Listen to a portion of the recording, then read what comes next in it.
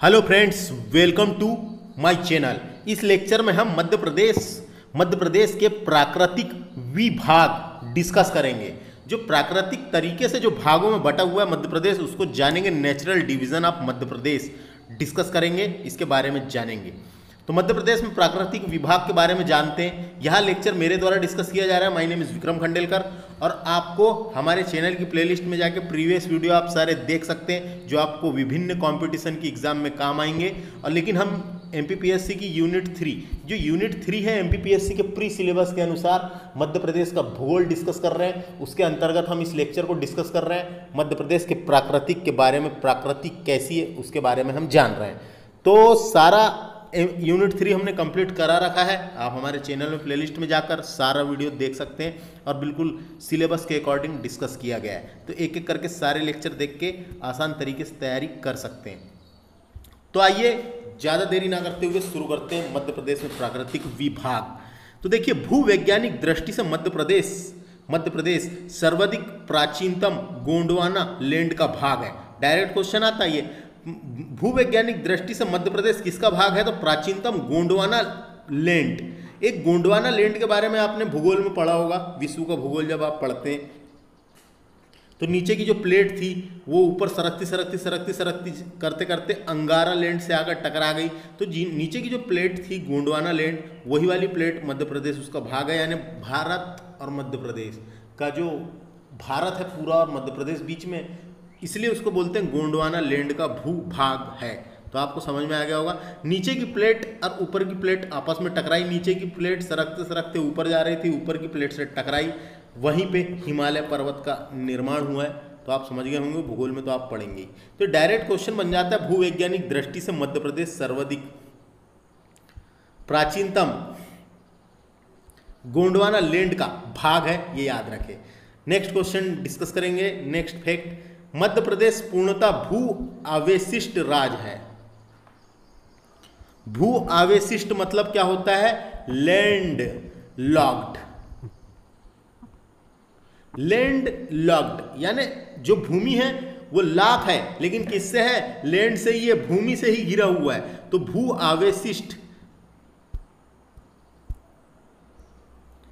आवेशिष्ट राज्य है, जिसकी सीमा ना तो कोई समुद्र से छूती है और ना ही कोई अंतरराष्ट्रीय सीमा को छूती है। अंतरराष्ट्रीय सीमा यानी क्या? तो समझ आया, मध्य प्रदेश एक भू आवेष्टित राज्य है जिसकी सीमा ना तो कोई समुद्र से छूती है और ना ही कोई अंतरराष्ट्रीय सीमा को छूता है। बात करेंगे नेक्स्ट फैक्ट, मध्य प्रदेश की सीमा 5 राज्यों को छूती है।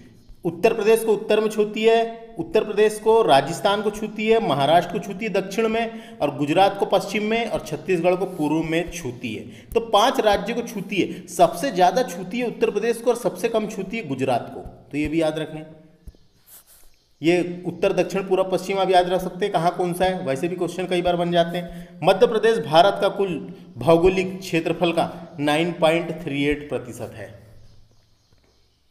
जो अपना मध्य प्रदेश है वो भारत के कुल क्षेत्रफल का 9.38% है। ये डायरेक्ट क्वेश्चन पूछा जाता है। और मध्य प्रदेश का क्षेत्रफल जो है वो 3,08,252 वर्ग किलोमीटर है। कुछ बुकों में आपको ये लिखा मिलेगा 3,08,245 वर्ग किलोमीटर। 245 वर्ग किलोमीटर। तो अमरकंटक की किरार घाटी, एक किरार घाटी है, एक पहाड़ी है। किरार घाटी विवाद के कारण अगर किरार घाटी को जोड़ दिया जाए तो इतना मिलता है, और ना जोड़ा जाए तो 3,08,245 मिलता है। तो कोई दिक्कत नहीं है, खासकर पूछा जाता है याला। कभी वो भी पूछा जाएगा तो वो भी ठीक है। नेक्स्ट क्वेश्चन डिस्कस करते हैं। देखिए, राज्य का कुल क्षेत्रफल डिस्कस कर लिए। मध्य प्रदेश में ग्रीष्म ऋतु को क्या कहते हैं? मध्य प्रदेश में ग्रीष्म ऋतु को यूनाला कहते हैं। यूनाला। मध्य प्रदेश में ग्रीष्म ऋतु को, जो ग्रीष्म ऋतु जो गर्मी वाला सीजन होता है उसे यूनाला। वर्षा ऋतु को चौमासा। वर्षा ऋतु क्या कहते हैं? चौमासा। और शीत ऋतु को सियाला के नाम से जाना जाता है। ग्रीष्म ऋतु को यूनाला, शीत ऋतु को सियाला, वर्षा ऋतु को चौमासा। ये 3 याद रखें। और इसके अलावा आपको ये शब्द मिलेगा सुनने, एक मावट। मावट। तो मावट कहते हैं, शीत ऋतु में होने वाली वर्षा को मावट कहते हैं। तो ये याद रखें, शीत ऋतु में जो होने वाली वर्षा को मावट कहते हैं।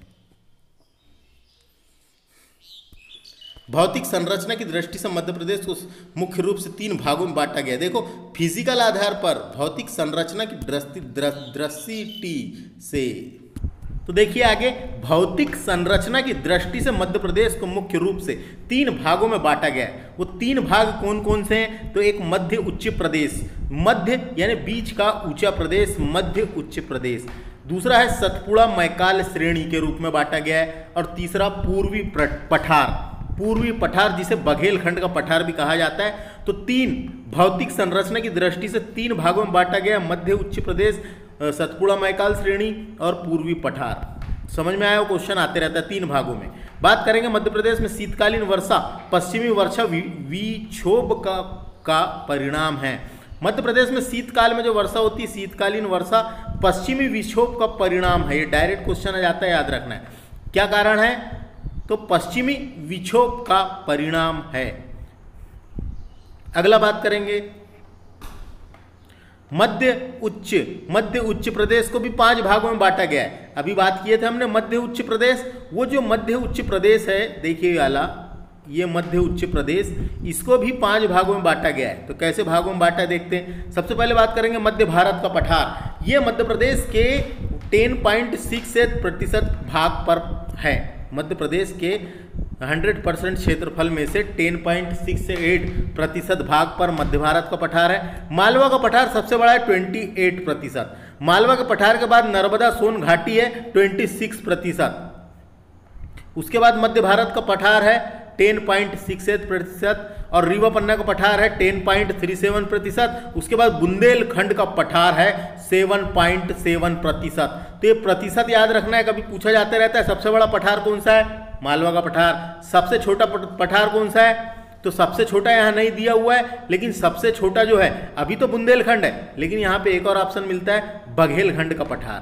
तो बघेलखंड का पठार जो है वो सबसे छोटा है, याद रखना, बघेलखंड का सबसे छोटा। हम आगे डायग्राम के हिसाब से भी डिस्कस करेंगे, बने रहें। तो देखिए बात करते हैं। मालवा का पठार राज्य का औद्योगिक क्षेत्र और कृषि क्षेत्र भी है। तो सबसे ज़्यादा कृषि होती है, कृषि क्षेत्र है ये। मालवा के पठार में जनसंख्या घनत्व तुलनात्मक रूप से अधिक है। तो जनसंख्या घनत्व मालवा का अधिक है, ये बताने की चाह रहा है। देखो फाहियान नामक एक चीनी यात्री था जो भारत घूमने आया। उसने मालवा का दौरा किया, मालवा में भी घूमा। अब जब मालवा घूमने आया तो उज्जैन का राजा था चंद्रगुप्त विक्रमादित्य। चंद्रगुप्त द्वितीय था। चंद्रगुप्त द्वितीय को ही विक्रमादित्य के नाम से जाना जाता था। तो चंद्रगुप्त द्वितीय के दरबार में आया था। ये डायरेक्ट क्वेश्चन आता है। फाहियान नामक चीनी यात्री किसके दरबार में आया था? चंद्रगुप्त द्वितीय विक्रमादित्य, उज्जैन का राजा था वो, तो विक्रमादित्य के दरबार में आया था। और फाहियान फिर मालवा की यात्रा किया तो मालवा घूमा उसने। तो मालवा के पठार की जलवायु, तो उसने एक बात कह के गया कि मालवा के पठार की जो जलवायु है बोले वो सबसे विश्व की सबसे सर्वश्रेष्ठ जलवायु है। तो ऐसा उसने कहा। मालवा के पठार की जलवायु सब शुद्ध है, सर्वश्रेष्ठ है, ये सब उनने कह के गया था। तो ये डायरेक्ट क्वेश्चन आता है। फाहियान ने कहा था मालवा के पठार की जलवायु विश्व की सबसे सर्वश्रेष्ठ जलवायु है। ये किसने कहा था? डायरेक्ट आता है क्वेश्चन, किसने कहा था पूछा जाता है, याद रखना है। बात करेंगे मालवा का पठार काली मिट्टी से निर्मित है। सबसे ज़्यादा काली मिट्टी पाई जाती है यहाँ पे। सोयाबीन भी सबसे ज़्यादा यहीं होता है, कपास भी बहुत कुछ होता है। कपास गहरी काली मिट्टी में होता है, निमाड़ क्षेत्र में, और गेहूं भी होता है। इसी कारण मालवा के पठार को गेहूं की डालिया के नाम से भी जाना जाता है। देखो ये लिखा रखा है। मालवा के पठार की सबसे ऊंची चोटी कौन सी है? तो मालवा के पठार की सबसे ऊंची चोटी है सिगार की चोटी। सिगार की चोटी मालवा के पठार की सबसे ऊंची चोटी है। तो ये डायरेक्ट क्वेश्चन बनते रहते हैं कि मालवा के पठार की सबसे ऊंची चोटी कौन सी है। हर पठार की याद रखना है, लेकिन मालवा की इंपॉर्टेंट है। सबसे ऊंची चोटी कौन सी है? सिगार की। सिगार। देखो मालवा में ही एक और चोटी जिसका नाम है जाना पाव।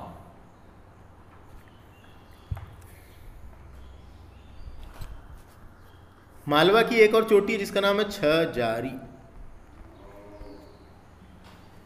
मालवा के पठार की सबसे ऊंची चोटी है सिगार की चोटी 881 मीटर।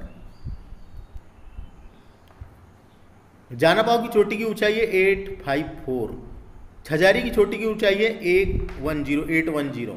तो सबसे ऊंची पूछा जाएगा तो सिगार की चोटी, दूसरे नंबर की जाना पाव है मालवा के पठार की। देखिए नेक्स्ट फैक्ट डिस्कस करेंगे। कर्क रेखा मालवा के पठार के बीच से गुजरती है। तो जो कर्क रेखा है, जो उत्तरी गोलार्ध में 23.5 डिग्री अक्षांश रेखा को कर्क रेखा के नाम से जाना जाता है। ये भारत के 8 राज्य और मध्य प्रदेश के 14 जिलों से होकर गुजरती है। तो ये जो कर्क रेखा है ये मालवा के पठार के बीचों बीच से गुजरती है। क्वेश्चन पूछा जाते रहता है। मध्य भारत के पठार को, जो मध्य भारत का जो पठार है उसे सरसों उत्पादन की हांडी या सरसों का पठार भी कहा जाता है। उसे सरसों उत्पादन की हांडी क्यों कहते हैं? वहाँ पे सरसों की खेती ज़्यादा होती है। उस पठार के अंतर्गत आने वाले जितने भी जिले हैं उन सभी जिलों में सरसों की ज़्यादा खेती होती है, तिलहन फसलें होती है। इस कारण उसे सरसों उत्पादन की हांडी भी कहा जाता है मध्य भारत के पठार को। सतपुड़ा मैकाल श्रेणी में प्रसिद्ध हिल स्टेशन पचमढ़ी स्थित है। तो आप पचमढ़ी जानते हैं, ये पचमढ़ी मध्य प्रदेश का हिल स्टेशन है। ये होशंगाबाद जिले में पड़ता है। तो होशंगाबाद जिले में है सतपुड़ा पर्वतमाला में पचमढ़ी नामक हिल स्टेशन। तो समझ में आ गया। सतपुड़ा एवं मध्य प्रदेश की सबसे ऊंची चोटी। देखो जो सतपुड़ा पर्वतमाला है जितनी बड़ी है ये गुजरात से लेके झारखंड तक गई है। तो इस सतपुड़ा पर्वतमाला की सबसे ऊंची चोटी है धूपगढ़, जिसकी ऊंचाई है 1350 मीटर। ये महादेव पर्वत पर स्थित है पचमढ़ी में। ये कहाँ पे स्थित है? महादेव पर्वत पर स्थित है, जो मध्य प्रदेश की भी सबसे ऊंची चोटी है। तो जैसा क्वेश्चन पूछा जाएगा वैसा जवाब देना है। बात करेंगे नेक्स्ट क्वेश्चन। सतपुड़ा मैकाल श्रेणी राजपीपला श्रेणी और मध्य श्रेणी में विभाजित है। तो सतपुड़ा पर्वतमाला जो है ये दक्षिण यानी पश्चिम में राजपीपला, बीच में महादेव पर्वत और मैकाल श्रेणी पूर्व में के रूप में विभाजित है। रीवा पन्ना का पठार, जो रीवा पन्ना का पठार है, आपने पठार का मैप देखा होगा, हम अभी आगे डिस्कस करेंगे। उसमें हीरे एवं चूने के भंडार पाए जाते हैं। तो हीरा भी होता है छतरपुर पन्ना तरफ, आप जानते हैं हीरा निकलता है, हीरे की खदानें हैं वहाँ पे। और चूना भी होता है रीवा पन्ना के पठार में। तो ये 2 खनिज इंपॉर्टेंट है। रीवा पन्ना के पठार में हीरे एवं चूने का भंडार है। बुंदेलखंड का पठार जो है, बुंदेलखंड के पठार की सर्वोच्च चोटी है, सबसे ऊंची चोटी है सिद्ध बाबा की चोटी, जिसकी ऊंचाई है 1172 मीटर। तो डायरेक्ट आता है क्वेश्चन। मालवा के पठार की याद रखें और बुंदेलखंड के पठार की याद रखें। सिद्ध बाबा की चोटी बुंदेलखंड के पठार की सबसे ऊंची चोटी है। क्षेत्रफल की दृष्टि से मालवा का पठार सबसे बड़ा है। हमने पढ़े हैं अभी मालवा का पठार, पढ़े थे ना। मालवा का पठार देखिए सबसे बड़ा है, 28% भाग पर मालवा का पठार है। तो ये फ्रेंड्स इसमें हम प्राकृतिक विभाग डिस्कस किए और आगे और डिस्कस करेंगे। बने रहे हमारे इस वीडियो में। और एक टॉपिक है उसको भी हम साथ में ही इसमें डिस्कस कर लेते हैं। Hello everyone, welcome to Khandelkar Academy. इस लेक्चर में हम मध्य प्रदेश के प्राकृतिक विभाग natural regions of Madhya Pradesh को डिस्कस करेंगे। ये एक बहुत ही महत्वपूर्ण टॉपिक है जो एमपीपीएससी की यूनिट 3, जो भूगोल वाला टॉपिक है, एमपीपीएससी प्री की यूनिट 3 में मध्य प्रदेश में प्राकृतिक एवं खनिज संसाधन पूछे जाएंगे। तो ये बहुत इंपॉर्टेंट लेक्चर है, इसको आपको ध्यान से देखना है। यह लेक्चर मेरे द्वारा डिस्कस किया जा रहा है। My name is Vikram Khandelkar. तो आइए शुरू करते हैं ज़्यादा देरी ना करते हुए। तो देखिए यहाँ पे एक मैप लिख रखा है जिसको मैं आपको समझाता हूँ। तो मध्य प्रदेश को प्राकृतिक रूप से 7 भागों में बांटा गया है, जिसमें से देखिए ये है मालवा का पठार। मालवा का पठार मध्य प्रदेश के 28% भाग पर है, जो मध्य प्रदेश का सबसे बड़ा पठार है, जिसका क्षेत्रफल 88,222 वर्ग किलोमीटर है। इसकी सबसे ऊंची चोटी सिगार की चोटी है 881 मीटर। तो मालवा का पठार समझ में आया फ्रेंड्स। ये मालवा का पठार थोड़ा यहाँ से यहाँ तक इधर बड़ा है, लेकिन वो राजस्थान में चल जाता है, इसलिए उसको हम नहीं गिने, सिर्फ मध्य प्रदेश के भाग को हम गिनेंगे। तो देखिए ये है, आपको मैप के हिसाब से यहाँ पे याद रखना है मालवा का पठार कहाँ पर है। इसके अंतर्गत जो भी जिले आएंगे तो आप मैप के हिसाब से याद रख सकते हैं कि इधर साइड कौन से जिले हैं। तो ये आपको याद होना, क्या कि क्वेश्चन बना लिए जाते हैं। तो मध्य प्रदेश का सबसे बड़ा पठार है मालवा का पठार। दूसरे नंबर का मध्य प्रदेश का सबसे बड़ा पठार कहला जाए तो ये है नर्मदा घाटी क्षेत्र, नर्मदा घाटी बेसिन, जिसका क्षेत्रफल है 86,000 वर्ग किलोमीटर। ये मध्य प्रदेश का दूसरा सबसे बड़ा है, क्योंकि 26% भाग पर, मध्य प्रदेश के 26% भाग पर ये विस्तृत है या फैला हुआ है। तो ये 26%। तो मालवा का पठार सबसे बड़ा है, समझ में आया, 28% भाग। नर्मदा घाटी 26% भाग। अब तीसरे नंबर में देखिए सतपुड़ा मैकाल श्रेणी, जो मध्य प्रदेश में जो हिस्सा आता है इसका, सतपुड़ा मैकाल श्रेणी का, ये मध्य प्रदेश का 11% भाग पर है। मध्य प्रदेश के दक्षिण में है और 11% भाग में है। इसका क्षेत्रफल 34,000 वर्ग किलोमीटर है। इसका क्षेत्रफल 34,000 वर्ग किलोमीटर है। और इस पठार की सबसे ऊंची चोटी, जो मध्य प्रदेश की भी सबसे ऊंची चोटी है, जिसका नाम है धूपगढ़, जो पचमढ़ी में स्थित है, जिसकी ऊंचाई है 1350 मीटर, महादेव पर्वत पर स्थित है। तो ये समझ में आया। ये कितना परसेंट भाग में है मध्य प्रदेश के? 11% भाग में। तो 3 आपको समझ में आ गया। मालवा का पठार 28%, नर्मदा घाटी बेसिन 26%, सतपुड़ा मैकाल श्रेणी 11%। इसके बाद देखा जाए तो आपको मिलेगा मध्य भारत का पठार। ये मध्य भारत का पठार देखिए ऐसा है, ये है, इधर राजस्थान की तरफ भी जाता है, लेकिन हम इसको केवल मध्य प्रदेश के संदर्भ में पढ़ेंगे। तो मध्य प्रदेश के संदर्भ में ये आप मैप देख सकते हैं, इतने % भाग पर विस्तृत है, जिसमें से इसका क्षेत्रफल कितना मिलता है? 32,896 वर्ग किलोमीटर इसका क्षेत्रफल है, जो मध्य प्रदेश के कुल क्षेत्रफल का प्रतिशत में निकाला जाए तो 10.68% है। तो ये आपको समझ में आया। चौथे नंबर का सबसे बड़ा पठार है, जिसका नाम है मध्य भारत का पठार, जो 10.68% भाग पर विस्तृत है। इसके बाद देखिए यहाँ पे अब एक पठार मिलेगा बुंदेलखंड क्षेत्र। तो बुंदेलखंड का पठार, बुंदेलखंड का पठार यहाँ पे बहुत बड़ा है, जो यूपी में भी लगा हुआ है, लेकिन हम इसको मध्य प्रदेश के संदर्भ में देखा जाए तो ये यहाँ पे मिलेगा। आपको मैप के हिसाब से याद रखना है यहाँ पे कौन से जिले आएंगे। तो देखिए दतिया आता है, दतिया भी किसके अंतर्गत है? बुंदेलखंड के पठार के अंतर्गत। और दतिया, ये बुंदेलखंड का जो पठार है, ये 7.7% है। मध्य प्रदेश का जितना भी क्षेत्रफल है उसमें से 7.7% बुंदेलखंड का पठार है, जो 23,733 वर्ग किलोमीटर में है। 23,733 वर्ग किलोमीटर में है। और इस पठार की सबसे ऊंची चोटी, यानी बुंदेलखंड के पठार की सबसे ऊंची चोटी सिद्ध बाबा की चोटी, 11 सिद्ध बाबा की चोटी। तो ये याद रखना है, सिद्ध बाबा की चोटी सबसे ऊंची चोटी है बुंदेलखंड के पठार की, बुंदेलखंड के पठार की। तो ये भी आपको समझ में आ गया, जिससे यहाँ से पठार के रूप में आपने डिस्कस किए। इसके बाद देखो यहाँ से रीवा पन्ना का पठार यहाँ बीच में मिलेगा। रीवा पन्ना का पठार, रीवा पन्ना का पठार जो है ये 10.37% भाग पे है मध्य प्रदेश के। इसे ही विंध्य करार, यहाँ बीच में विंध्य करार पठार भी कह सकते हैं, जो 3,454 वर्ग किलोमीटर में फैला हुआ है। तो ये मैप के हिसाब से याद रखना है कि रीवा पन्ना का पठार कहाँ पर है, तो यहाँ पे बीच में मिलेगा। उसके बाद है पूर्वी पठार, जिसे बघेलखंड के पठार के नाम से भी जाना जाता है। बघेलखंड का जो पठार है 25,000 वर्ग किलोमीटर है, 25,000 वर्ग किलोमीटर, जो मध्य प्रदेश के क्षेत्रफल का केवल 7% है, 7% है। तो यहाँ से क्रम भी याद रखना है, इनका प्रतिशत भी याद रखना है। सबसे बड़ा पठार कौन सा है? मालवा का पठार। सबसे छोटा पठार है बघेलखंड का पठार। अब इसको हम थ्योरी के रूप में डिस्कस करेंगे। ये मैंने आपको यहाँ से मैप के हिसाब से बताया। अब थ्योरी के हिसाब से डिस्कस करेंगे कि इस टॉपिक से कैसे क्वेश्चन आते हैं, कैसे और क्वेश्चन बनेंगे। तो देखिए, भौतिक संरचना की दृष्टि से मध्य प्रदेश को निम्न प्रदेशों या उप प्रदेशों में बांटा जा सकता है। कौन से वो निम्न प्रदेश हैं, कौन से वो उप प्रदेश हैं, उनको डिस्कस करते हैं। सबसे पहले बात करेंगे मध्य उच्च प्रदेश।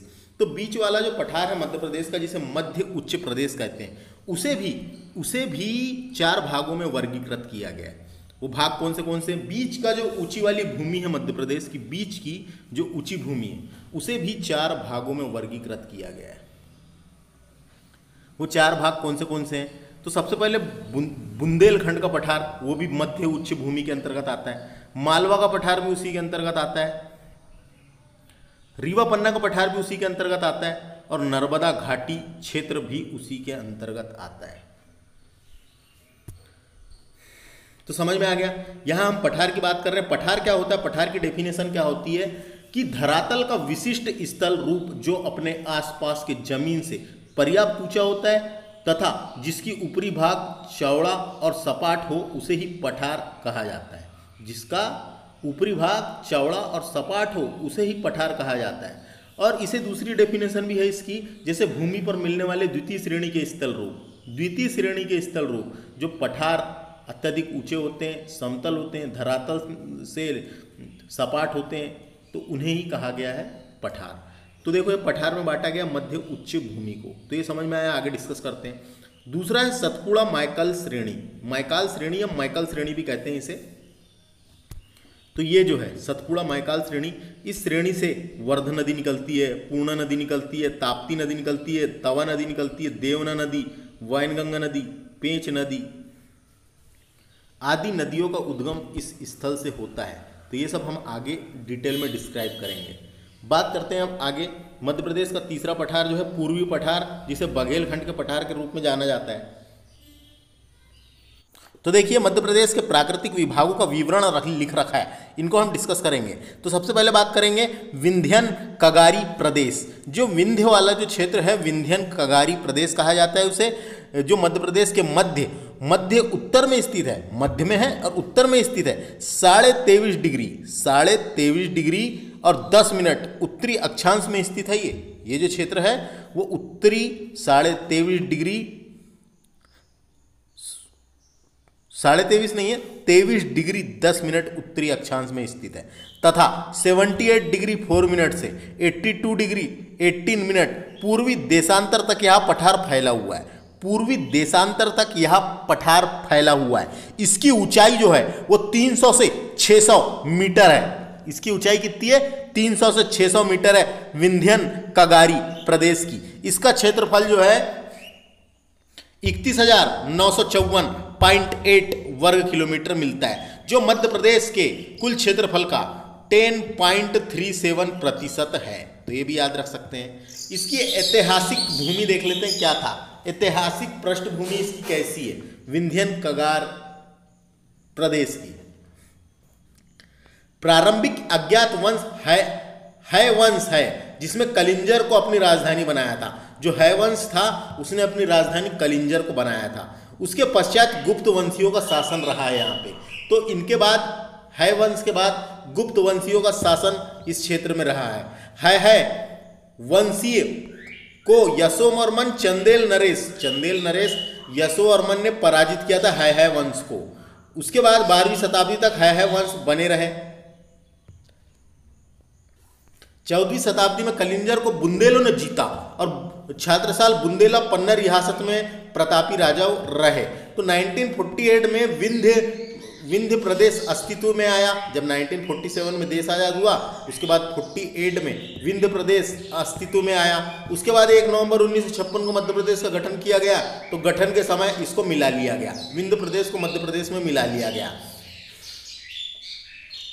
इसके अंतर्गत रीवा, सतना, पन्ना, दमोह, सागर की राहाली और बांडा तहसील आती है। तो ये जो क्षेत्र है इस पठार के अंतर्गत ये क्षेत्र आते हैं। नदियां कौन सी है यहाँ पे? तो यहाँ से केन नदी निकलती है, सोनार नदी निकलती है, टोम्स निकलती है, बीहड़, ब्यो, रमा, सतना, ये नदियों के नाम हैं जो इस क्षेत्र से निकलती है। यहाँ का तापमान देखा जाए तो 42 से अधिकतम 42 रहता है और न्यूनतम 8 डिग्री रहता है मात्र। यहाँ पे जो है लाल और लाल काली मिश्रित लाल और पीली मट्टी पाई जाती है विंध्य कगार प्रदेश में। उद्योग तो यहाँ सीमेंट निकलती है, सीमेंट बनती है, चूना निकलता है तो सीमेंट बनती है और लाख रीवा में।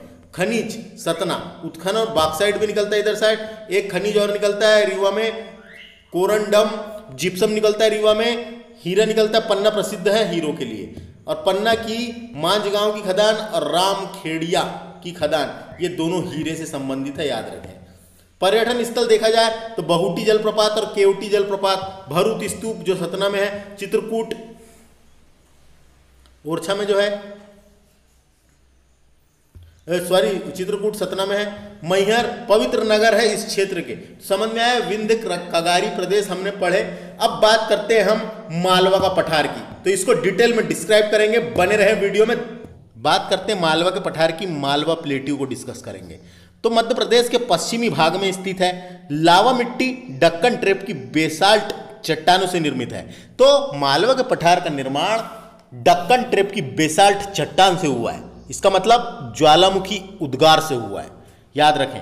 नर्मदा घाटी के उत्तर में विंध्याचल श्रेणी भी है वहां पे। नर्मदा घाटी के उत्तर में विंध्याचल श्रेणी के पूर्व में अशोकनगर से, देखिए विंध्याचल श्रेणी से पूर्व में अशोकनगर से और पश्चिम में मंदसौर तक कहां से कहां तक? तो 74 डिग्री 17 मिनट से 79 डिग्री 20 मिनट पूर्वी देशांतर के मध्य स्थित है।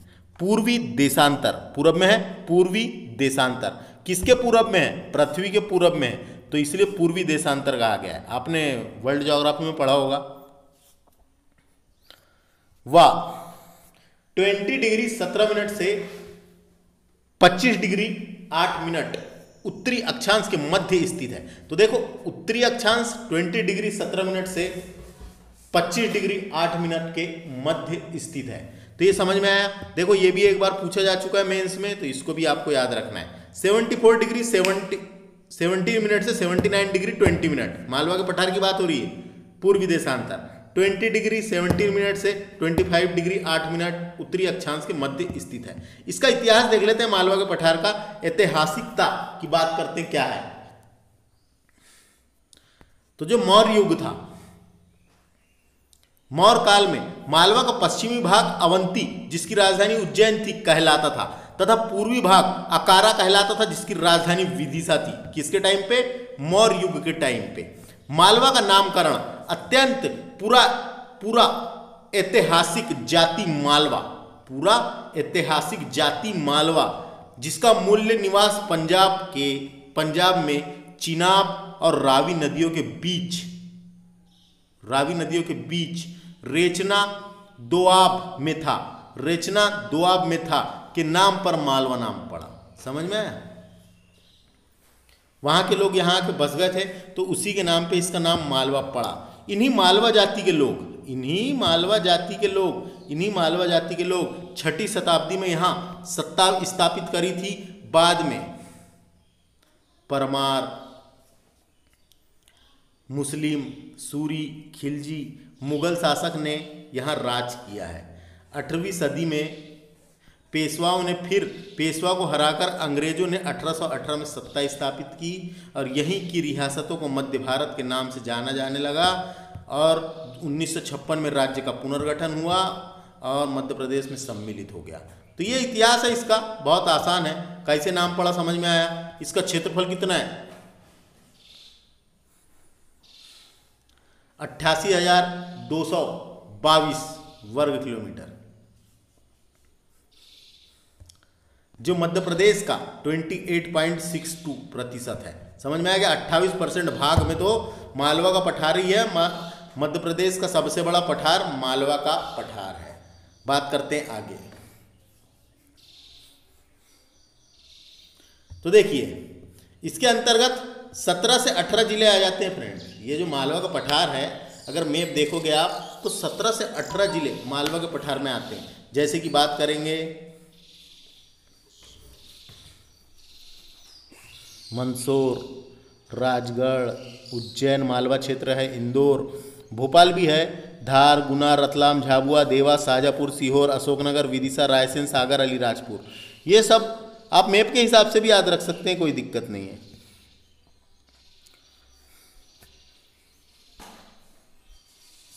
तो मैप के हिसाब से भी याद रख सकते हैं, ऐसा कोई वो दिक्कत नहीं है।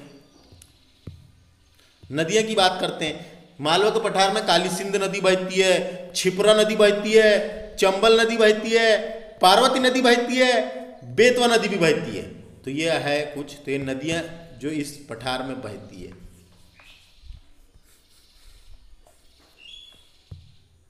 तो तापमान यहाँ का कितना रहता है? तो अधिकतम 40 और न्यूनतम रहता है 10 से 12 डिग्री। वर्षा 125 से लेकर 75 सेंटीमीटर होती है इस क्षेत्र में। वन भूमि कितनी है इस क्षेत्र में? तो 39 से 40% तक वन भूमि है। उद्योग तो उज्जैन के नागदा में कृत्रिम रेशा बनाने का कारखाना है। इंदौर, रतलाम, देवास, उज्जैन, भोपाल में सूती कपड़ा, ये सब औद्योगिक क्षेत्र है, उद्योग है यहाँ के। भारत हेवी इलेक्ट्रॉनिक लिमिटेड जो भोपाल में है। पीतमपुर औद्योगिक क्षेत्र, ऑटोमोबाइल उद्योग जो धार में है। पर्वत की बात करें तो महू में जानापाव की पहाड़ी है। चंबल नदी का उद्गम होता है वांचू पॉइंट से, जो इंदौर के पास है, जानापाव की पहाड़ी से। मालवा के पठार की सबसे ऊंची चोटी सिगार की चोटी 881 मीटर यहीं पे है। यहीं पे सबसे ऊंची चोटी है सिगार की चोटी 881 मीटर। जानापाव की चोटी दूसरे नंबर की है। एक है 6 जारी की चोटी, ये भी मालवा के पठार में ही आती है। समझ में आ गया मालवा के पठार की सबसे ऊंची चोटी कौन सी है? तो हमने इसमें ये पढ़े। मालवा का पठार समझ में आया आपको? मालवा के पठार से क्या क्या क्वेश्चन बन सकते हैं मैं आपको बताता हूँ। इसका निर्माण कैसे हुआ है? तो दक्कन ट्रेप की बेसाल्ट चट्टान से हुआ है, ज्वालामुखी उद्गार से हुआ है। इसका क्षेत्रफल कितना है? तो 88,222 वर्ग किलोमीटर है, जो मध्य प्रदेश का 28% भाग है। इसमें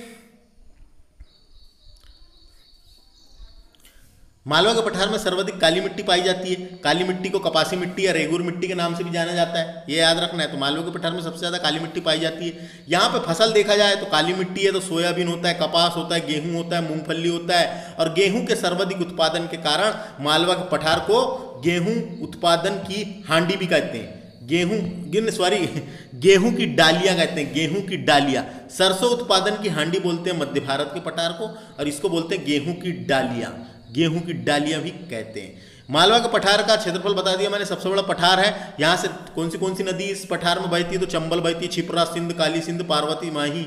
जनजाति कौन सी निवास करती है इस पठार में? तो भील जनजाति निवास करती है, जो मध्य प्रदेश की सबसे बड़ी जनजाति भील, वो मालवा के पठार में आपको देखने को मिलेगी। यहाँ पे खनिज कौन से? तो एस्बेस्टॉस भी होता है, झाबुआ तरफ रॉक फॉस्फेट भी होता है। और यहाँ की संस्कृति माछ वाछ है सब, तो आपको पढ़ना है काटी, माछ, मटकी, गणगौर। और ये इंपॉर्टेंट है जो पूछा जा सकता है।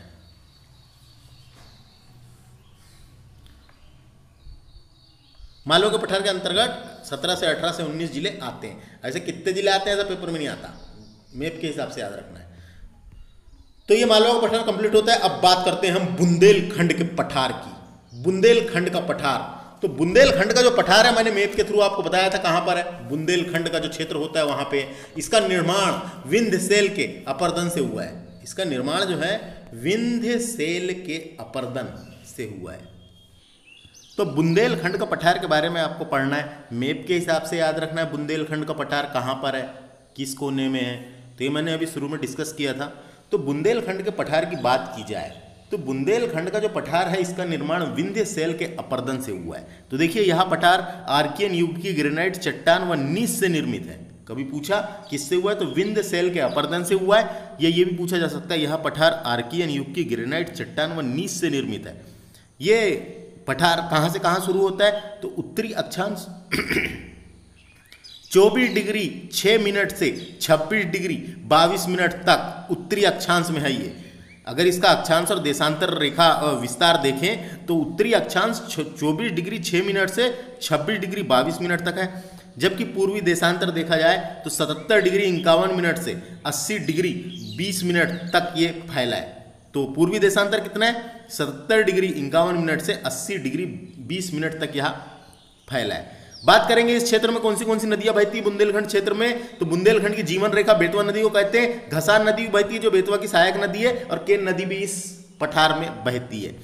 इस पठार के अंतर्गत कौन से जिले आते हैं तो देखिए मैंने बताया था दतिया जो है ये बुंदेलखंड के पठार में आता है, छतरपुर में आता है याद रखना है, टिक्कमगढ़ इसी पठार में आता है, अभी नया जिला बना है निवाड़ी वो भी यहीं आएगा, पिछोर नाम की एक जगह है वो भी आता है, एवं करेरा तहसील शिवपुरी की वो भी इसी के अंतर्गत आती है, डाबरा भांडेर ग्वालियर की भांडेर तहसील और भिंड की लाहार तहसील, तो ये सब लिखें। तो ये सब आपको याद रखना है। तो इस पठार के अंतर्गत कुछ जिले आते हैं, जो पठार जितना बड़ा है उसके अंतर्गत कुछ जिले हैं, तो ऐसे कभी क्वेश्चन बन सकते हैं। और इस पठार में बुंदेलखंडी बोली जाती है, तो ये कभी पूछा जाना है कभी कैसे क्वेश्चन आ जाते हैं छतरपुर में कौन सी बोली बोली जाती है तो बुंदेलखंडी। इसका क्षेत्रफल कितना है तो 23,733 इसका वर्ग किलोमीटर क्षेत्रफल है, जो मध्य प्रदेश के कुल प्रतिशत का 7.7% है। सबसे छोटा है 7.7% है, सबसे छोटा नहीं कह सकते इसको, बघेलखंड का पठार सबसे छोटा है, तो ये 7.7 कभी पूछा जा सकता है। यहाँ पे तापमान अधिकतम 40 से 41 डिग्री तक रहता है, और न्यूनतम कभी कभी ठंड में 9 से लेकर 12 डिग्री तक रहता है। तो अधिकतम 40 से 31 और 9 से 12। ऐतिहासिकता देख लेते हैं, यहाँ की हिस्ट्री के बारे में थोड़ा सा देखते हैं। तो प्रारंभ में गोंड, पश्चात पहले गोंड वंश का शासन था, फिर उसके पश्चात गुर्जर प्रतिहार का, फिर चंदेल वंश का शासन रहा है। कलिंजर व अजयगढ़ पन्ना में मजबूत किले बने हुए हैं, खजुराहो का मंदिर बना हुआ है। छतरपुर में महोबा, ये महोबा नाम की जगह है के लिए मंदिर चंदेलों ने बनवाए थे। यहाँ सब जगह चंदेलों ने महमूद गजनवी का फिर चौहानों का सामना किया और पृथ्वीराज चौहान से वे हार गए। उसके पश्चात यहाँ बुंदेलों का वर्चस्व हुआ था, तो बुंदेलों का भी वर्चस्व रहा है यहाँ पे।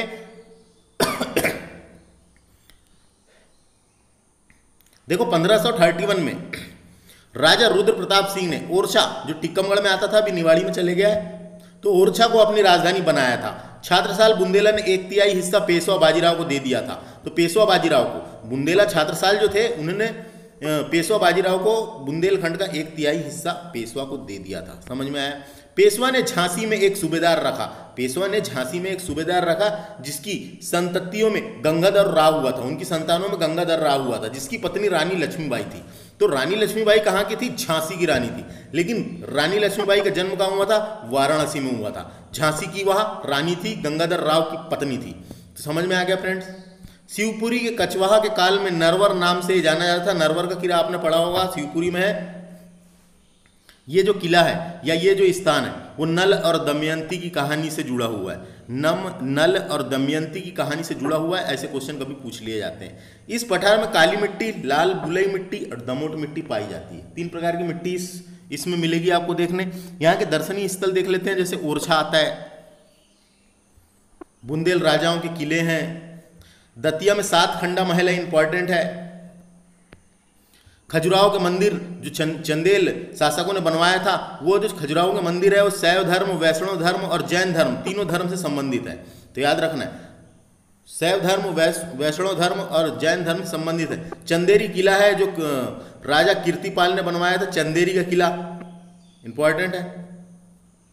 चंदेरी का किला अशोकनगर में है, राजा कीर्तिपाल ने 10वीं-11वीं शताब्दी में बनाया था, इंपॉर्टेंट है। हवा महल मिल जाएगा, इंपॉर्टेंट है। जौहर कुंड, खूनी दरवाजा और नौखंडा महल, ये कुछ यहाँ के दार्शनिक स्थल है, घूमने फिरने वाली स्थान है, ऐतिहासिक स्थान है। पर्वत देख लेते हैं यहाँ पे, तो यहाँ पे एक पर्वत मिल जाता है।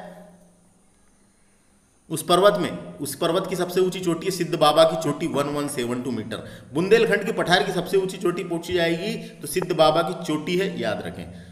कुछ पठारों की इंपॉर्टेंट है, इसलिए याद रखना है। सिद्ध बाबा की चोटी बुंदेलखंड के पठार की सबसे ऊंची चोटी है। बात करेंगे अब नेक्स्ट पठार की, जिसका नाम है मध्य भारत का पठार। देखिए अब बात करते हैं मध्य भारत का पठार। तो यह पठार जो है 24 डिग्री से 26 डिग्री 48 मिनट उत्तरी अक्षांश में है। स्थिति कैसी है इसकी?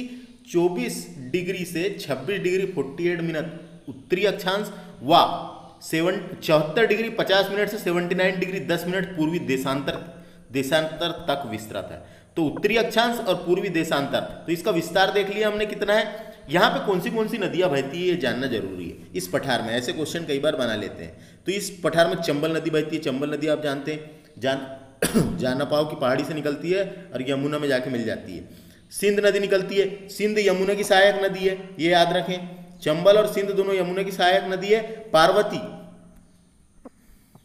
पार्वती चंबल की सहायक नदी है। कुंवारी नदी, ये कुंवारी नदी जो है ये सिंध की सहायक नदी है। और कूनो नदी चंबल की सहायक नदी है। तो इस पठार के अंतर्गत ये सब प्रमुख नदियां हैं, तो आपको याद रखना है। इसका क्षेत्रफल कितना है? तो 32,896 वर्ग किलोमीटर इसका क्षेत्रफल है, जो मध्य प्रदेश के कुल क्षेत्रफल का 10.7% है। तो मध्य भारत का पठार कितने प्रतिशत है फ्रेंड्स? तो 10.7% है, इसको याद रखें। इसके अंतर्गत कौन से जिले आते हैं? तो इस पठार, देखो ये पठार थोड़ा बड़ा है, राजस्थान में भी है, लेकिन अपने को मध्य प्रदेश के संदर्भ में पढ़ना है। तो भिंड आता है इस पठार के अंतर्गत, मुरैना आता है, श्योपुर आता है, ग्वालियर आता है। देखो शिवपुरी का थोड़ा बहुत हिस्सा, गुना का भी थोड़ा बहुत हिस्सा आता है। तो शिवपुरी का, गुना का थोड़ा बहुत हिस्सा, नीमच और मंदसौर का थोड़ा हिस्सा, यानी नीमच और मंदसौर का आधा हिस्सा। तो नीमच मंदसौर से आप कंफ्यूज होंगे कि इधर तो मालवा तरफ चले गए, नहीं, आप मैप देखना, वहाँ का भी थोड़ा हिस्सा यहाँ पे मिलता है। तो मध्य भारत के पठार के अंतर्गत, मध्य भारत का पठार ऐसा गोल है, तो अब राजस्थान में चले गया, मध्य प्रदेश का जो भाग आया वहाँ मिला हमको, तो समझ में आया। ये जिले याद रखने का भी पूछे जा सकते हैं। यहाँ का अधिकतम तापमान 40 से 44 डिग्री के मध्य रहता है। अधिकतम कितना होता है? 40 से 44। न्यूनतम कितना होता है? तो 15 से 18, ये याद रखना है। इस क्षेत्र में थोड़ी सी कम वर्षा होती है, 75 सेंटीमीटर से कम वर्षा होती है इस क्षेत्र में, याद रखें। और सबसे कम वर्षा भी भिंड में होती है, तो इसी क्षेत्र में होती है। भिंड के गोहद तहसील में होती है सबसे कम वर्षा मध्य प्रदेश में। तो वैसे ही वो क्षेत्र कहाँ आया? यहाँ पे आया। तो ये जो क्षेत्र है यहाँ पे 75 से कम थोड़ी सी वर्षा होती है। यहाँ पे वन जो है 20 से 27% वन है। यहाँ पे 20 से 27% वन है। और यहाँ पे कैसे वन पाए जाते हैं? तो शीशम, खैर और बबूल। शीशम, खैर और बबूल के से क्या समझ में आया आपको? यहाँ पे जो है कटीले वन मिलते हैं, कटीले। बबूल से के कांटे वाले, कटीले, कटीले वन देखने को मिलेंगे इस जगह आपको। समझ में आया? यहाँ पे कैसी मिट्टी है? तो यहाँ पे जलोढ़ मिट्टी पाई जाती है तथा काली। काली कम मात्रा में है, जलोढ़ साथ ज्यादा है। जलोढ़ मिट्टी कभी पूछा मध्य भारत के पठार में कैसी मिट्टी पाई जाती है? तो जलोढ़ मिट्टी पाई जाती है। तो ये याद रखें, मध्य भारत के पठार में जलोढ़ मिट्टी पाई जाती है ना। अब जलोढ़ मिट्टी जब पाई जा रही है तो यहाँ कैसी कैसी फसलें होगी? तो यहाँ पे सरसों होता है, ज्वार होता है, तिलहन फसल होती है। ज्यादातर तिलहन फसल होती है इस पठार में। और सर्वाधिक सरसों उत्पादन के कारण इस पठार को सरसों उत्पादन की हांडी भी कहते हैं। जो मध्य भारत का पठार है, सर्वाधिक सरसों उत्पादन के कारण इस पठार को मध्य भारत की हांडी भी कहते हैं। समझ में आया? सर्वाधिक जलोढ़ मिट्टी पाई जाती है, लगभग कितना परसेंट है याद नहीं आ रहा है, छोड़ो। जो मैं आपको काम काम की चीज़ें बता रहा हूँ, आपको पढ़ने में आसानी जा सकती है। पढ़ना तो आपको अपनी बुक से है या लेक्चर देख के भी पढ़ सकते हैं, लेकिन आपको एक पढ़ने का तरीका पता चल रहा है। बात करेंगे अब आगे उद्योग की बात करते हैं। तो कैला रस, कैला रस उद्योग है। वहां पे एक फैक्ट्री है, कारखाना है, जो शक्कर कारखाना है, सहकारी शक्कर कारखाना। एक डाबरा, डाबरा ग्वालियर में आता है, तो डाबरा शुगर मिल है, ये भी ग्वालियर में है। गुना में एक शुगर मिल है, चीनी कारखाना। शिवपुरी में भी एक है।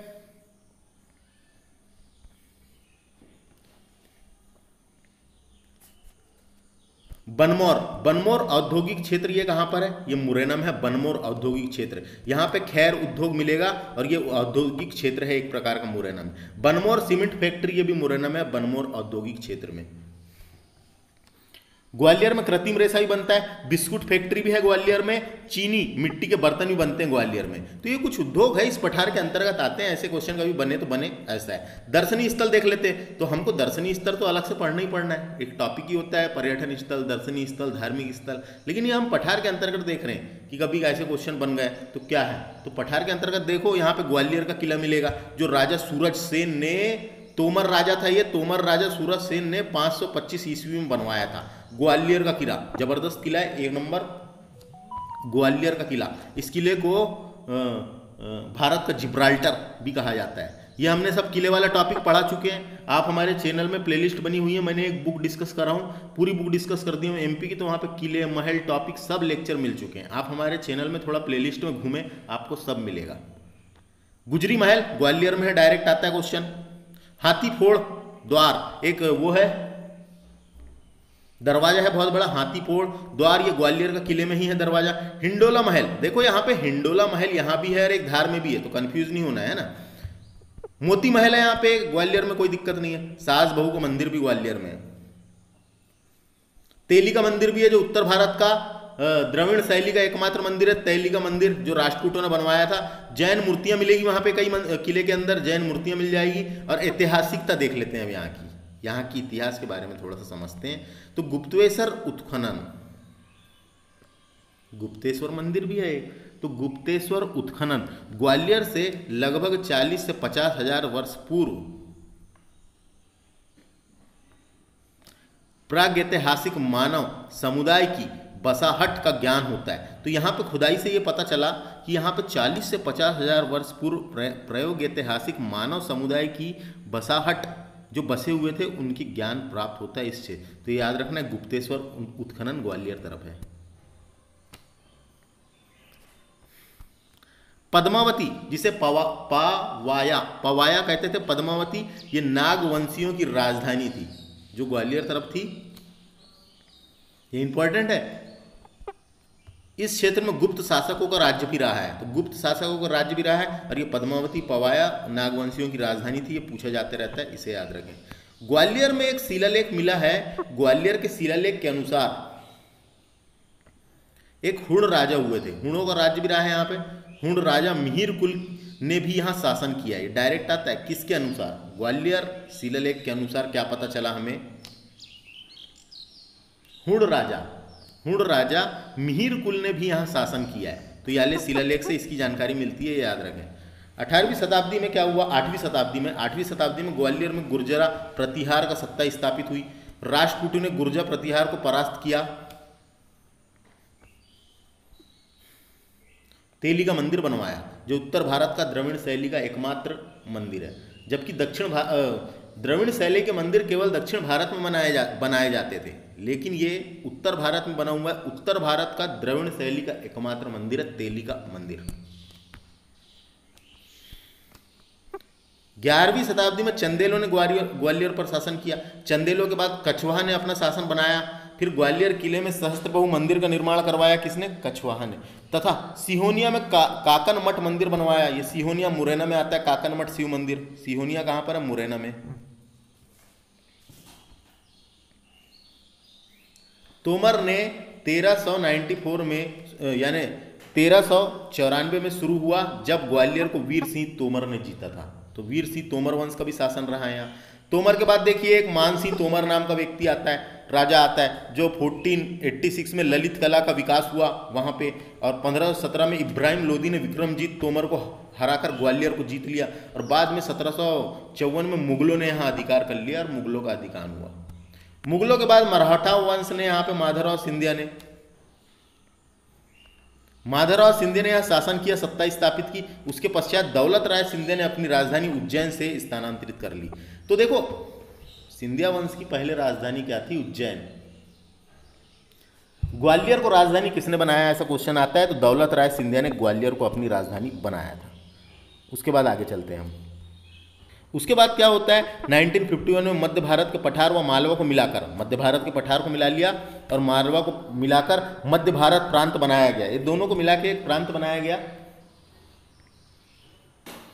जिसका नाम मध्य भारत रखा गया, जिसकी एक राजधानी एक इंदौर थी, एक ग्वालियर थी।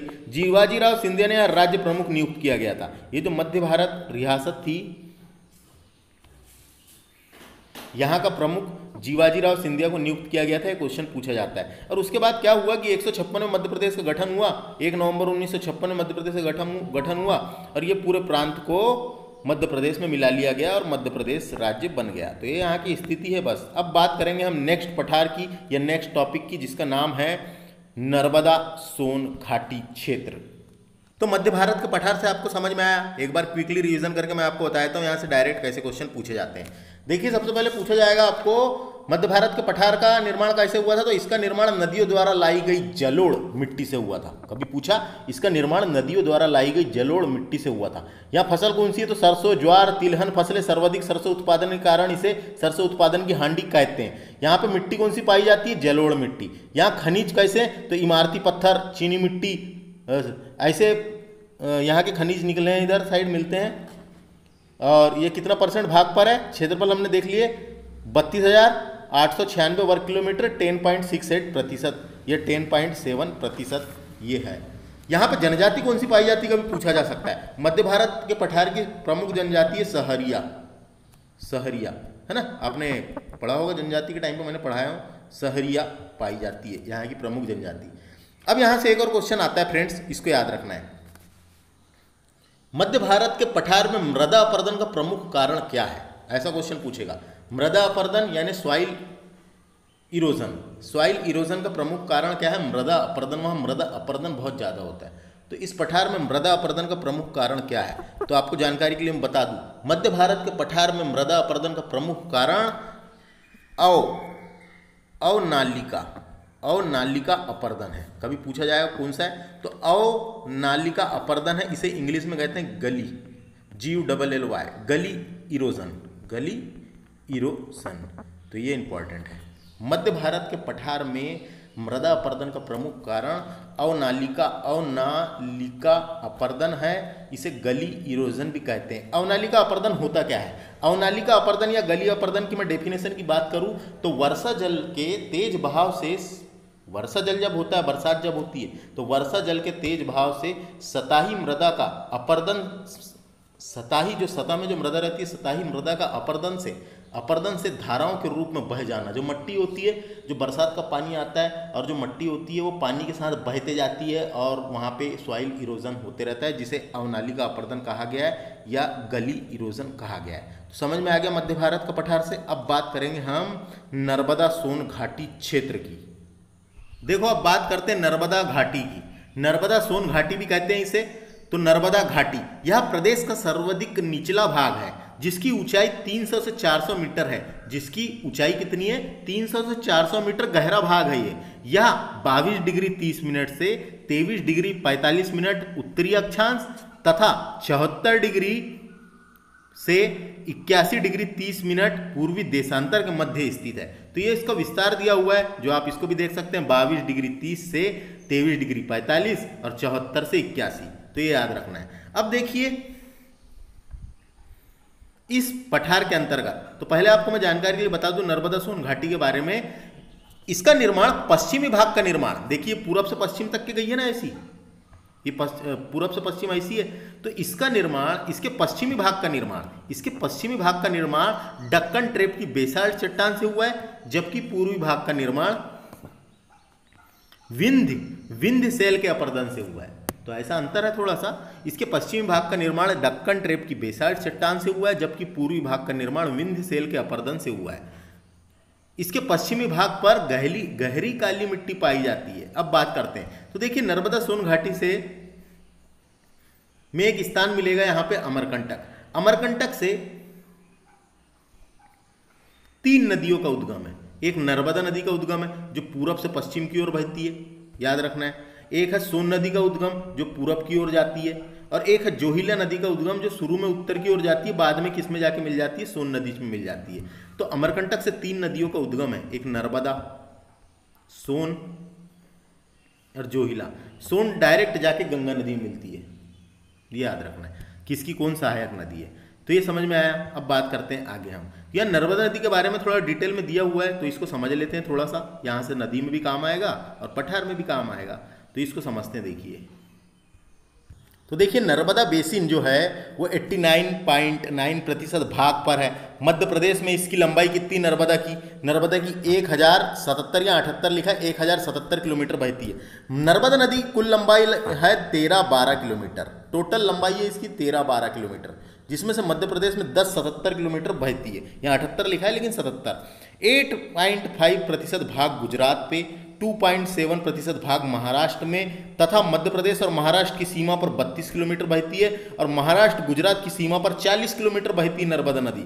नर्मदा नदी को ग्रीक विद्वान थे एक, जिनका नाम था टालेमी।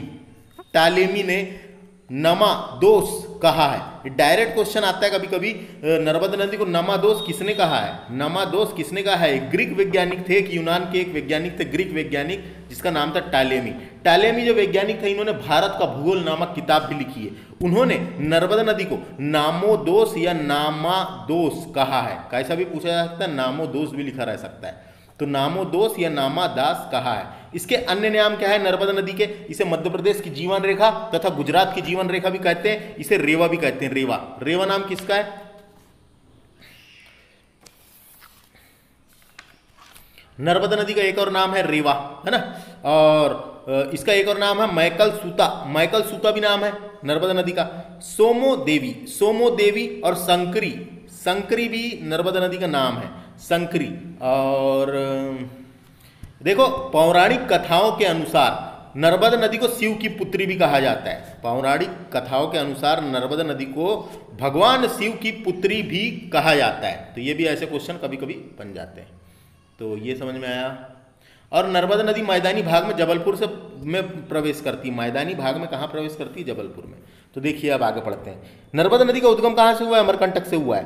8 से 10 किलोमीटर उद्गम के बाद के पश्चात कपिलधारा जलप्रपात अनूपपुर में, फिर दूधधारा जलप्रपात बनाती है। ये 2 जलप्रपात वहीं बनाती है उद्गम स्थल में 8 से 10 किलोमीटर के बाद। फिर जबलपुर में आती है, वो जबलपुर में मैदानी भाग में प्रवेश करती है। और उसके बाद भेड़ा घाट में धुआंधार जलप्रपात जो है, धुआंधार जलप्रपात बनाती है। वहाँ धुआं जैसे दिखाई देता है, सफ़ेद संगमरमर के ऊपर पानी गिरता है, संगमरमर की चट्टानों के ऊपर, तो धुआं टाइप का दिखाई देता है। तो भेड़ा घाट में धुआंधार जलप्रपात जो 15 मीटर ऊंचा है, ये जलप्रपात भेड़ा घाट में है जबलपुर में नर्मदा नदी पर। तो ये समझ में आ गया, इतने जलप्रपात है।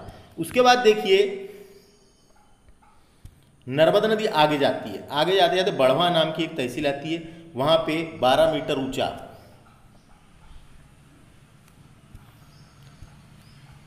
12 मीटर ऊंचा मनदाता जलप्रपात और दर्दी जलप्रपात बनाती है। तो ये खंडवा खरगोन तरफ मनदाता और दर्दी जलप्रपात बनाती है। महेश्वर के निकट सहस्त्रधारा, जो खरगोन में महेश्वर है, ये बड़वा खंडवा में आएगा। महेश्वर के निकट सहस्त्रधारा जलप्रपात बनाती है, जो खरगोन में है। महेश्वर के निकट सहस्त्रधारा जलप्रपात बनाती है, जो 8 मीटर ऊंचा है। समझ में आ गया। नर्मदा नदी की सहायक नदी की बात की गई है यहाँ पे। नर्मदा नदी खुद पूर्व से पश्चिम की ओर बहती है ना, तो ये याद रखना है। अब इसमें देखो, जब ये बहती है यहाँ से लेके यहाँ तक, तो इसमें कौन सी नदी दाएं और बाएं तट से मिलती है आके, वो हमको इसको देखना है। क्वेश्चन यहाँ से बनते हैं स्पेशली एग्जामों में, तो इसको मैं आपको ध्यान से यहाँ से देखो, यहाँ से मैं बताते जाता हूँ।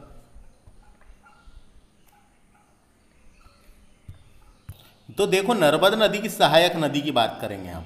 ये नर्मदा नदी मान लो यहाँ से निकली और इधर गई, तो इधर साइड जो होगा ये दाएं होगी, दाएं तट से जो ऐसी आके मिलेगी वो दाएं तट की नदियाँ हैं, जो इधर से जाके मिलेगी वो बाएं तट की नदियाँ हैं। तो ये समझ में आ जाएगा आपको। मैं यहाँ पे बताता हूँ कौन सी मिलेगी। दाएं तट से देखा जाए तो इधर से सबसे पहले मिलती है हिरण नदी, तंदोली बोलते हैं इसको, या तंदोनी, बारना नदी, चंद्रकेसर नदी, मान नदी, हाथीनी नदी, ये सब इसकी नदियां हैं फ्रेंड्स, जो दाएं तट से मिलती है, याद रखना है। अब बाएं तट की बात करते हैं। बाएं तट से मिलती बंजर नदी, शेर नदी, शक्कर नदी, दूधी नदी, तवा नदी, गंजल नदी, छोटी तवा, कुंदी, देवा और गोई। कुंदी, देवा, गोई। कुंदी, देवा और एक वेदा नदी भी है, वेदा नदी भी है, देवा भी। तो ये सब नदियां हैं जो इसमें मिलती है, आप याद रख सकते हैं। अब आगे चलते हैं। इसका क्षेत्रफल, नर्मदा बेसिन का क्षेत्रफल 86,000 वर्ग किलोमीटर है, जो मध्य प्रदेश का 26% हिस्सा है, जो मध्य प्रदेश का 26% हिस्सा है। नर्मदा नदी मध्य प्रदेश के 16 या 17 जिले से होकर गुजरती है, जैसे अनूपपुर, मंडला, डिंडोरी, जबलपुर, ये सब जिले हैं जहां से होकर गुजरती है। तो ये आपको पता होना, इन जिलों से होकर गुजरती है। और इनके तट पे कौन से शहर बसे हैं, ये भी आप यहाँ देख सकते हैं। तो ये समझ में आ गया, कितने जिलों से होकर गुजरती है। अब बात करते हैं हम फिर से नर्मदा घाटी क्षेत्र में आ जाते हैं। नर्मदा घाटी क्षेत्र का अधिकतम तापमान 40 डिग्री और न्यूनतम तापमान 10 डिग्री तक होता है। यहाँ पे वर्षा 70 से 140 सेंटीमीटर के बीच होती है। यहाँ पे वन जो है 25% भूमि पर वन है इस क्षेत्र में। यहाँ पे गहरी काली मिट्टी, देखो पश्चिमी तरफ गहरी काली मिट्टी और काली मिट्टी पाई जाती है। गहरी काली मिट्टी पश्चिमी तरफ, काली मिट्टी और कच्छ कंकरीली मिट्टी मंडला में।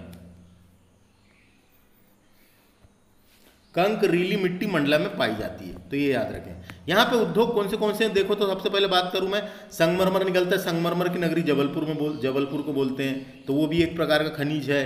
चूना पत्थर, कांच, सीमेंट, ये सब उद्योग होते हैं, समझ लो, समझने वाली बात है। दर्शनीय स्थल है तिगवा मंदिर, जो जबलपुर में है। तिगवा मंदिर इंपॉर्टेंट है। रूपनाथ अभिलेख जो जबलपुर में, अशोक का अभिलेख है। भेड़ाघाट जलप्रपात नर्मदा नदी पर, यह सब दर्शनिक स्थल है इस क्षेत्र के। तो ये समझ में आया। अब बात करते हैं हम सतपुड़ा मायकाल श्रेणी के बारे में। देखो, सतपुड़ा मायकाल श्रेणी देख लेते हैं। इसे सतपुड़ा का पठार भी कहते हैं। इस श्रेणी का विस्तार गुजरात के राज पीपला की पहाड़ी से लेकर मध्य प्रदेश में महादेव की पहाड़ी तक विस्तृत है। उसके बाद यह मायकाल श्रेणी के रूप में कहलाती है। यह मायकाल श्रेणी कहलाती है। उसके बाद मायकाल श्रेणी के रूप में यह आगे जाकर छोटा नागपुर के पठार झारखंड तक विस्तृत है। यह एक प्रकार का अवशिष्ट पर्वत का उदाहरण है। बात करेंगे मध्य प्रदेश का लगभग 11% भाग पर है। इसका विस्तार 34,000 वर्ग किलोमीटर में है। इस क्षेत्र में मध्य प्रदेश की सबसे ऊंची चोटी धूपगढ़ 1350 मीटर है, जो महादेव की श्रेणी में स्थित है। इस श्रेणी का विस्तारी भाग 600 मीटर ऊंचा है। तो समझ में आ गया। सतपुड़ा पर्वतमाला की सबसे ऊंची चोटी है धूपगढ़, जो मध्य प्रदेश की भी सबसे ऊंची चोटी है। महादेव श्रेणी में स्थित है। ऐसी क्वेश्चन आएंगे, समझ में आ गया आपको। 1350 मीटर। इस क्षेत्र में कौन सी नदियां बहती है? ताप्ती नदी, वैनगंगा नदी, तवा नदी, शक्कर नदी, वर्धा नदी, गार नदी, ये सब नदियां बहती है इस क्षेत्र में। कौन से जिले में है ये सतपुड़ा पर्वतमाला? तो देखो खंडवा में है, खरगोन में है, खंडवा में, खरगोन में, बड़वानी में, बैतूल में, बालाघाट में भी सतपुड़ा पर्वत श्रृंखला का ही हिस्सा है। छिंदवाड़ा, सिवनी, बालाघाट व मंडला और बुरहानपुर, ये सब क्षेत्र है जहाँ पे बिल्कुल मध्य प्रदेश में इस प्रकार का। महादेव की पहाड़ी होशंगाबाद में है।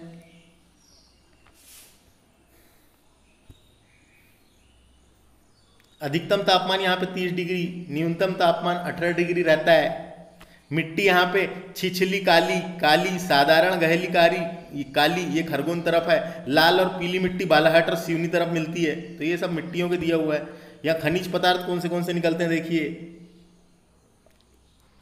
खनिज पदार्थ देखिए इधर साइड मैग्नीज निकलता है। भरवेली की खदान जो बालाघाट में एशिया की सबसे बड़ी मैग्नीज की भूमिगत खदान है। छिंदवाड़ा में भी मैग्नीज निकलता है, छिंदवाड़ा में। और बैहर जो बालाघाट जिले की बैहर तहसील है, वहाँ पे तम्र यानी तांबा की खदान है। मलाजखंड की खदान तांबे से संबंधित है, तांबा निकलता है। तो ये समझ में आ गया, इस क्षेत्र में ये खनिज आपको देखने को मिलेंगे। बॉक्साइट भी निकलता है बालाघाट की बैहर तहसील तरफ। बॉक्साइट, चीनी मिट्टी छिंदवाड़ा में, फेल्सपर्स छिंदवाड़ा में। संगमरमर देखिए, संगमरमर की नगरी बोलते हैं जबलपुर को, लेकिन बैतूल में भी संगमरमर मिलता है, सिवनी में भी कुछ जगह देखने को मिला है और छिंदवाड़ा में भी मिला है। संगमरमर की नगरी बोलते हैं जबलपुर को भेड़ाघाट। बात करेंगे कोयला भी निकलता है नरसिंहपुर, होशंगाबाद, बैतूल, छिंदवाड़ा, शाहपुरा तवा क्षेत्र जो बैतूल में है वो भी होशंगाबाद, कान्हा और पेंच घाटी क्षेत्र, ये सतपुड़ा पर्वत श्रृंखला में ये सब खनिज आपको भूमि से निकलेंगे। यहाँ पे देखो, इसमें सागुन वन होशंगाबाद वाले क्षेत्र में, बालाघाट वाले क्षेत्र में, बांस जो बालाघाट वाले क्षेत्र में मिलेगा, और साल। तो ये जो क्षेत्र है, ये क्षेत्र में ये सब आपको वन देखने मिलेंगे। यहाँ पे उद्योग देखते हैं तो सूती वस्त्र उद्योग भी है, कागज कारखाना नेपानगर बुरहानपुर में है, ये सब आपको यहाँ मिलेंगे उद्योग। दार्शनिक स्थल देखा जाए तो पचमढ़ी हिल स्टेशन जो होशंगाबाद में आता है वो महादेव पर्वत पर स्थित है। आसीरगढ़ का किला जो बुरहानपुर में है, बादशाही किला जो बुरहानपुर में है, बीबी की मस्जिद जो बुरहानपुर में है, ये सब दार्शनिक स्थल है इस क्षेत्र के। अब बात करेंगे हम नेक्स्ट बघेलखंड का पठार की। देखिए अब लास्ट पठार डिस्कस करेंगे, बघेलखंड का पठार। इसे पूर्वी पठार के नाम से भी जाना जाता है क्योंकि मध्य प्रदेश के पूर्व में है ये। इसका सबसे ऊंचा पहाड़, इस पठार में सबसे ऊंचा पहाड़ है देवगढ़ का पहाड़ है इस पठार में। और इसका निर्माण विंध्य शैल समूह और गोंडवाना शैल समूह के अपर्दन से हुआ है, ये याद रखना है। सोन नदी के पूर्व तथा सोन नदी के दक्षिण क्षेत्र में, दक्षिण का क्षेत्र है ये, सोन नदी के पूर्व का और सोन नदी के दक्षिण का क्षेत्र है, जो 15,500 मीटर से अधिक ऊंचा नीचा है, कटा फटा क्षेत्र है। इसके विस्तार क्षेत्र में अध्य महाकल्प तथा जुरेसिक काल के शैल समूह मिलते हैं।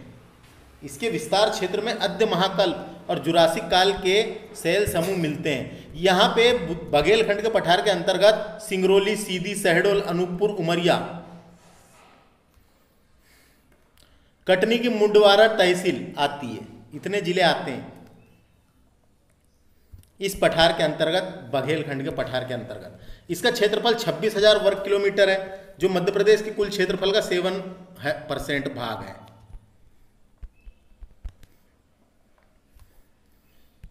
मध्य प्रदेश के कुल क्षेत्रफल का 7% भाग है। यहां पे नदियां कौन सी? सोन नदी, टोम्स नदी, बीहड़ नदी, जोहिला नदी, इस पठार की प्रमुख नदियां हैं। यहां मिट्टी का हिस्सा देख लेते हैं, लाल बुलई मिट्टी पाई जाती है। यहां पे वन कैसे हैं?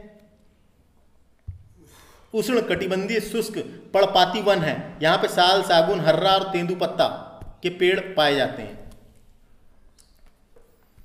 इस पठार की सीमा सिंगरौली, सीधी, शहडोल, अनूपपुर, बालाघाट, छत्तीसगढ़ को स्पर्श करती है। यह दार्शनिक स्थल कौन से उनको हम डिस्कस करेंगे। देखो इस क्षेत्र में कौन से दार्शनिक स्थल है, तो बांधवगढ़ राष्ट्रीय उद्यान है उमरिया में, अमरकंटक है अनूपपुर जिले में, वहाँ से सोन नदी का उद्गम स्थल है। सोन नदी पूरब की ओर बहती हुई डायरेक्ट जाके गंगा में मिल जाती है पटना के पास। नर्मदा नदी पूरब से पश्चिम की ओर बहती है, खंबात की खाड़ी में गिर जाती है। जोहिला नदी उत्तर की ओर बहती है, फिर बाद में मुड़ के वो सीधे जाके मिल जाती है सोन नदी में, तो सोन की सहायक नदी है। तो यहाँ से उद्गम स्थल है, 3 नदियों का उद्गम स्थल है अमरकंटक से। बात करेंगे इसकी, हम स्थिति देखते हैं। 23 डिग्री 40 मिनट से 24 डिग्री 35 मिनट उत्तरी अक्षांश और 80 डिग्री 5 मिनट से 82 डिग्री 48 मिनट पूर्वी देशांतर के मध्य स्थित है बघेलखंड का पठार। पूर्वी देशांतर के मध्य स्थित है बघेलखंड का पठार।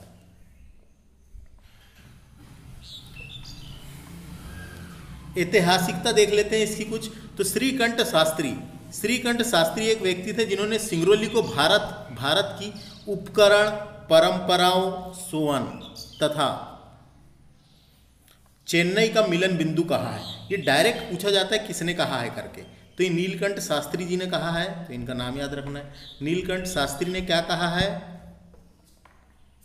किसे कहा है, सिंगरौली को कहा है भारत का उपकरण परंपराओं का सोहन और तथा चेन्नई का मिलन बिंदु कहा है। उसके बाद देखो सोन नदी, जो सोन नदी के बारे में अभी पढ़े थे, सोन नदी को हिरण्यबहु, सोन नदी को हिरण्यबहु और महाभारत युग में महानद सोन कहा जाता है। तो ये याद रखना, पूछा जाता है कौन सी नदी को कहा जाता है, पूछा जाता है।